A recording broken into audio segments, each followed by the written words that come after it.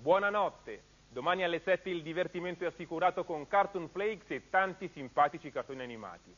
Alle 11 l'appuntamento quotidiano di Rai 2 con i fatti vostri, alle 13 in linea all'informazione del TG2 Giorno.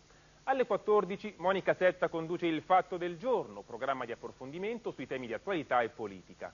Seguirà alle 14.45 l'Italia sul 2 con Lorena Bianchetti e Milo Infante. Alle 16.10 il pomeriggio prosegue con il telefilm La signora del West.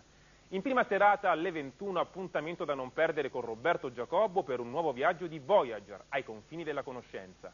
Alle 23.25 un'altra interessante puntata de La storia siamo noi. Chiuderà la serata a 00:30 Magazine sul 2.